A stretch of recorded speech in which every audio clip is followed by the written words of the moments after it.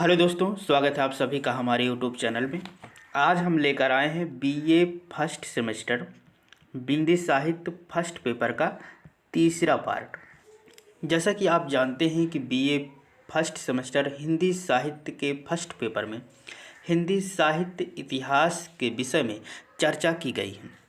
पहले दोनों पार्ट में हमने आपको बताया था कि हिंदी साहित्य इतिहास लेखन की परंपरा क्या है, कब से इसके लेखन की शुरुआत हुई, किस किस लेखकों ने हिंदी साहित्य को समझाने का प्रयत्न किया था और सबसे अच्छा प्रयत्न किसका रहा था। इन सब के विषय में हमने समझा था। तो उसमें हमने ये भी बताया था कि आचार्य रामचंद्र शुक्ल सबसे बेहतर तरीके से हिंदी साहित्य के इतिहास को वर्गीकृत कर पाए थे। अब इसमें एक बहुत ही महत्वपूर्ण प्रश्न हम लेकर आए हैं, जिसके अंतर्गत हम आपको कुछ समझाएंगे हिंदी साहित्य के विषय में। प्रश्न ये कहता है कि हिंदी साहित्य का इतिहास, काल विभाजन, सीमा निर्धारण और नामकरण की व्याख्या कीजिए। अर्थात इसके अंतर्गत हम ये देखेंगे कि हिंदी साहित्य के इतिहास का जो काल विभाजन किया गया है, जैसे उसमें हमने देखा था तो 4 भागों में विभाजित किया गया था, जिसमें आदिकाल, भक्तिकाल, रीतिकाल, आधुनिक काल, ये 4 विभाजन में किया गया था, जिसे आचार्य रामचंद्र शुक्ल ने किया था। तो जो हम ये विभाजन करते हैं वो किस आधार पर करते हैं, क्या सोच कर करते हैं, इसके विषय में आज हम चर्चा करेंगे। तो चलिए हम इसका उत्तर देखते हैं। इसमें यह है कि हिंदी साहित्य इतिहास लेखन में उसको हम 5 वर्गों में विभक्त करते हैं। जो हिंदी साहित्य का इतिहास है, तो जो भी हमें रचनाएं मिलती हैं उसको पहले हम 5 भागों में बांट लेते हैं। जैसे पहला भाग तो हम ये निकाल के रख लिए हैं कि जो भी साहित्यकार की प्रकाशित हों या अप्रकाशित रचनाओं हों उनको अलग रखिए। दूसरा, साहित्यकारों व साहित्यिक रचनाओं का जो परिचय प्रस्तुत करती हैं, अर्थात साहित्यकारों का भी और साहित्यिक रचनाओं का भी जो परिचय प्रस्तुत करने वाली कृतियां हैं उनको अलग रख लीजिए। इसके बाद साहित्य के विभिन्न अंगों, रूपों, धाराओं, प्रवृत्तियों की व्याख्या से संबंधित जो आलोचनात्मक हों या अनुसंधान परक ग्रंथ हों उनको भी अलग रख लीजिए। अर्थात जो आलोचना करते हैं उनको भी रखिए और जो अनुसंधान परक हो, अर्थात जो उस पर थोड़ा बहुत रिसर्च करते हैं, उनको भी अलग रखिए। चौथा यह है कि प्राचीन साहित्यकारों के काल निर्धारण व रचना काल के निर्णय में योग देने वाली ऐतिहासिक सामग्री को भी विभिन्न युगों की आंतरिक और बाह्य परिस्थितियों व स्थितियों पर प्रकाश डालने वाली सामग्री।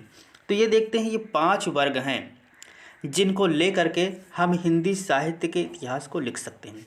जैसे किसी भी समय के विषय में हम चर्चा करना चाहते हैं, कुछ को हिंदी साहित्य को ही मान लीजिए उसका काल निर्धारण करना चाहते हैं, तो कुछ किताबें हम लेकर आएंगे, उसी बेस पर तो करेंगे।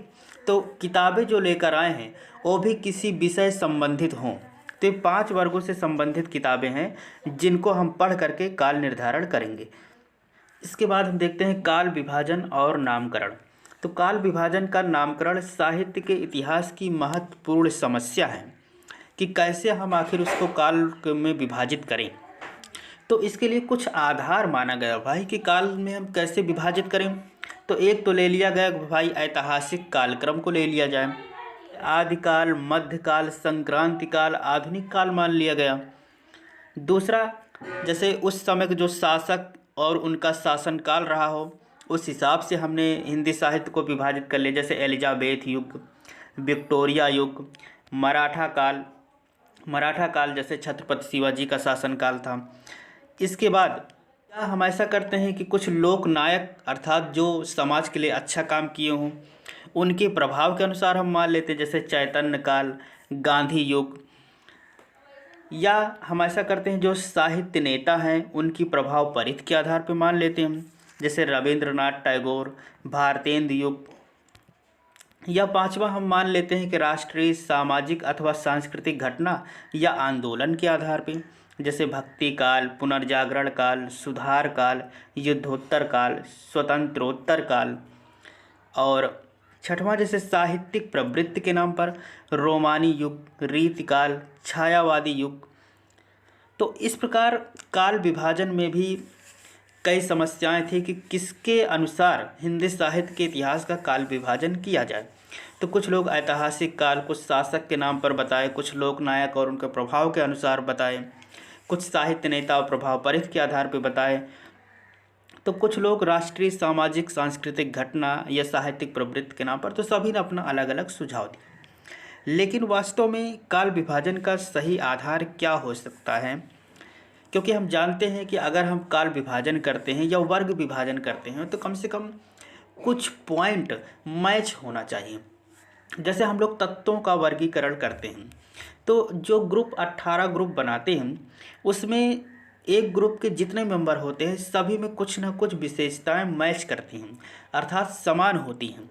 तो वैसे ही काल विभाजन में भी हमें देखना चाहिए कि किसी काल विशेष के जितने भी ग्रंथ हैं उसमें कुछ ना कुछ विशेषताएं तो समान होनी चाहिए, तभी तो वर्गीकरण का कुछ फ़ायदा होगा, नहीं तो हमारे वर्गीकृत करने से फ़ायदा क्या। इसी प्रकार जैसे हम लोग सजीवों का वर्गीकरण करते हैं तो उनके वर्गीकरण में भी देखते हैं कि कुछ विशेषताएं मिलती हैं, जैसे कशेरुकी और आकशेरुकी। तो कशेरुकी में जो रीढ़ की हड्डी वाले जंतु हैं उनको अलग कर देते हैं, और आकशेरुकी में जिनके रीढ़ की हड्डी नहीं उनको अलग करते हैं। तो इस प्रकार से वर्गीकृत करने का मतलब ही यही है कि कम से कम कुछ न कुछ विशेषता तो समान होनी चाहिए। और इस प्रकार सम प्रकृति के आधार पर अनेक वर्गों में विभक्त होकर अस्त व्यस्त समूह भी व्यवस्थित रूप धारण कर लेता है। अगर हम इस प्रकार डिवाइड करते हैं कि किसी वर्ग में कुछ विशेषताएं मिलती जुलती रहें, तो अगर अनेक धाराएं भी हैं, अस्त व्यस्त समूह है, तब भी वो एक व्यवस्थित रूप धारण कर लेता है। जैसे प्रवाह के अंदर अनेक धाराएं होती हैं, उसी प्रकार साहित्य में भी अनेक प्रवृत्तियां होती हैं। इन प्रवृत्तियों का आदि अंत, उतार चढ़ाव ही इतिहास का काल विभाजन अर्थात विभिन्न युगों की सीमाओं का निर्धारण करता है। समान प्रकृति और प्रवृत्तियों की रचनाओं का कालक्रम से संबंधित अध्ययन कर साहित्य का इतिहासकार संपूर्ण साहित्य सृष्टि समेत अध्ययन करने का प्रयत्न करता है। नाम की सार्थकता इसमें है कि वो पदार्थ के गुण अथवा धर्म का मुख्यतः द्योतन कर सके। इस तर्क के किसी कालखंड का नाम ऐसा ही होना चाहिए जो उसकी साहित्य चेतना को प्रतिबिंबित कर सके। शासक के नाम पर भी कालखंड का नामकरण तभी मान्य हो सकता है या हुआ है जब उस शासक विशेष के व्यक्तित्व ने प्रत्यक्ष अथवा अप्रत्यक्ष रीत से साहित्य की गतिविधि को प्रभावित किया हो। अगर साहित्य की गतिविधि को प्रभावित नहीं किया है तो उसके नाम के आधार पर हम साहित्य को क्यों माने। उदाहरण के लिए जैसे एलिजाबेथ और विक्टोरिया दोनों के राजनीतिक एवं सामाजिक व्यक्तित्व एवं शासन तंत्र में अपने युग जीवन को प्रभावित करते हुए साहित्य की गतिविधि पर भी पहला प्रभाव डाला है। यही तर्क लोकनायक के विषय में भी है। चैतन्य या गांधी का अपने युग के सांस्कृतिक सामाजिक जीवन पर गहरा प्रभाव था जो साहित्य में व्यापक रूप से मुखरित होता रहा। शेक्सपियर, रविंद्रनाथ या भारतेंदु हरिश्चंद्र व्यक्ति न होकर संस्था थे, युग निर्माता थे, जिनके कृतित्व ने अपने अपने युग की प्रमुख साहित्यिक प्रवृत्तियों को प्रभावित किया था। यह आवश्यक नहीं है कि प्रत्येक कालखंड में कोई एक प्रवृत्ति समग्र साहित्य चेतना का प्रतिनिधित्व कर सके। आवश्यकता इस बात की है कि काल विभाजन विवेक सम्मत हो, जो साहित्य की परंपरा को सही रूप से समझने में सहायक हो। क्योंकि काल विभाजन का हमारा यही उद्देश्य है कि साहित्य को हम सही तरीके से समझ सकें। साथ ही नाम भी ऐसा होना चाहिए जो युग की साहित्य चेतना का सही ढंग से प्रतिफलन करता हो। यदि साहित्यिक नामकरण से भ्रांति उत्पन्न होती हो तो अन्य उचित आधार ग्रहण करने में कोई आपत्ति नहीं होनी चाहिए। नाम के लिए रूप का बलिदान नहीं करना चाहिए। नाम में अशुद्ध या अस्पष्ट प्रतीकार्थ भरने या उसे बिंब का रूप प्रदान करने की चेष्टा व्यर्थ है। इसका सारांश इस प्रकार है कि काल विभाजन साहित्यिक प्रवृत्तियों और रीति आदर्शों की समानता के आधार पर होना चाहिए। साहित्यिक प्रवृत्तियों और रीति आदर्शों की समानता के आधार पर होना चाहिए। दूसरा, युगों का नामकरण यथा मूल साहित्य चेतना को आधार मानकर साहित्यिक प्रवृत्ति के आधार पर करना चाहिए, किंतु जहाँ ऐसा नहीं हो सकता वहाँ राष्ट्रीय सांस्कृतिक प्रवृत्ति का आधार बनाया जा सकता है। नामकरण में एक रूपता काम्य है, किंतु उसे सायास सिद्ध करने के लिए भ्रांतिपूर्ण नामकरण उचित नहीं है। युगों का सीमांकन मूल प्रवृत्तियों, आरंभ और अवसान के अनुसार होना चाहिए। जहाँ साहित्य के मूल स्वर एवं उसकी मूल चेतना में परिवर्तन लक्षित हो और नए स्वर एवं चेतना का उदय हो, वहाँ युग की पूर्व सीमा, और जहाँ वो समाप्त होने लगे वहाँ उत्तर सीमा माननी चाहिए। अर्थात जहाँ नए स्वर एवं चेतना का उदय होता है वहाँ युग की पूर्व सीमा, जैसे जिधर सूरज उदय होता है तो उसको हम पूर्व सीमा कहते हैं, और जहाँ अस्त होता है उसे पश्चिम, लेकिन यहाँ पे जहाँ अस्त होता है उसे उत्तर सीमा मानते हैं। हिंदी साहित्य के इतिहास ग्रंथों में काल विभाजन के लिए प्रायः 4 पद्धतियों का अवलंब लिया गया है। पहली पद्धति के अनुसार संपूर्ण इतिहास को 4 युगों में विभाजित किया गया है, जैसे आदिकाल, भक्तिकाल, रीतकाल, आधुनिक काल। आचार्य शुक्ल के द्वारा उनके नागरी प्रचारणी पत्रिका में भी इसी को ग्रहण किया गया है। दूसरे क्रम के अनुसार केवल 3 युगों की कल्पना ही विवेक सम्मत है। 7वीं शताब्दी से 11वीं शताब्दी के बीच रचित ऐसी कई कृतियां मिलती हैं जिनकी भाषा प्रमुख रूप से हिंदी अर्थात हिंदी की कोई उपभाषा है। 11वीं सदी तक हिंदी अपभ्रंश प्रभाव से प्रायः मुक्त हो चुकी थी। उस समय से लेकर 14वीं सदी के मध्य तक हिंदी भूभाग के सांस्कृतिक इतिहास का प्रवाह 2 परस्पर विरोधी सामंती धार्मिक काव्य धाराओं को लेकर एक नई भाषा की अनगढ़ भूमि पर बहता रहा।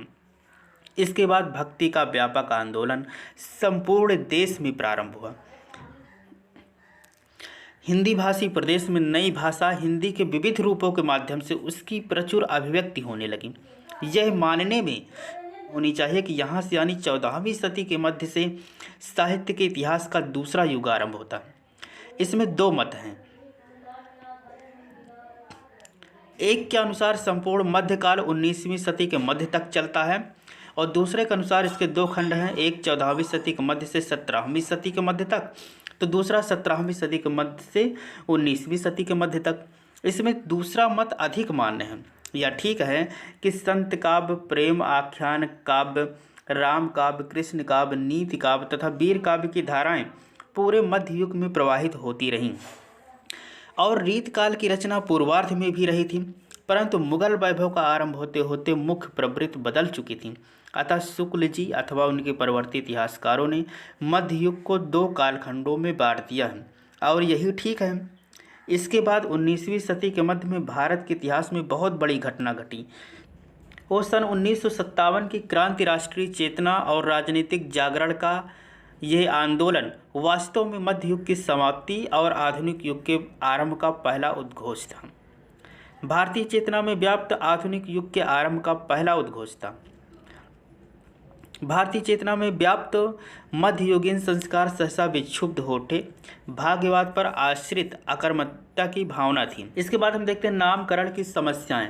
आचार्य शुक्ल ने जो 4 कालों में विभक्त किया है साहित्य के इतिहास को, वीरगाथा, भक्तिकाल, रीतकाल और आधुनिक काल, उन्होंने जॉर्ज गियर्सन और मिस्र बंधुओं से कुछ संकेत अवश्य ग्रहण किए, परंतु काल विभाजन और नामकरण की अंतिम तर्क पुष्टि व्याख्या उनकी अपनी है।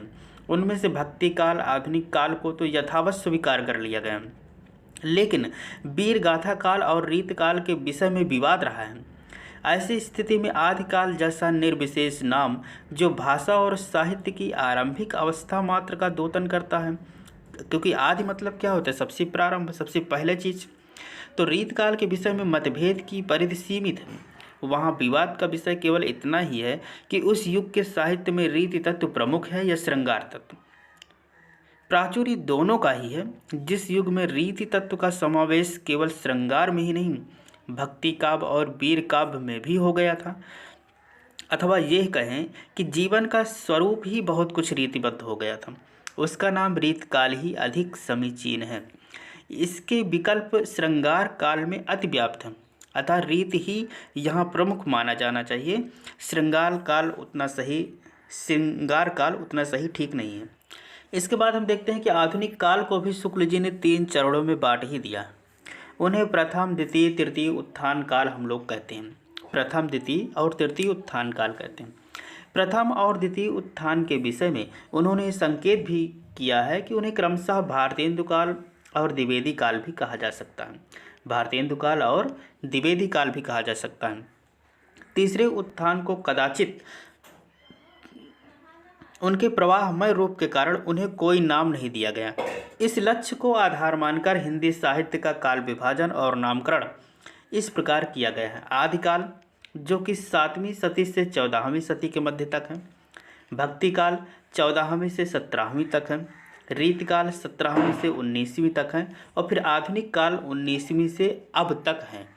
और आधुनिक काल को भी इतने भागों में बांटा गया है। जो आधुनिक काल है 19वीं सदी के बीच से अब तक, तो वो है पुनर्जागरण काल, जागरण सुधार काल, छायावादी काल, छायावादोत्तर काल, फिर इसमें भी प्रगति प्रयोग काल, नवलेखन काल, इस हिसाब से बांटा गया है। तो इस प्रश्न के अंतर्गत हमने समझा कि जो हिंदी साहित्य का काल विभाजन है वो किस आधार पे किया गया है, किस बेस को लेकर के किया गया है, क्या क्या उस नियम अपनाए गए हैं, इसके उत्तर को हमने अच्छे से सीखा। एक बार इसको पूरा गहनता से पुनः देख लीजिए और कई बार देख के इसका नोट्स बना लीजिए, तब आप एग्ज़ाम में अच्छे से लिख पाएंगे। मिलेंगे नेक्स्ट वीडियो में, तब तक के लिए जय हिंद, नमस्कार।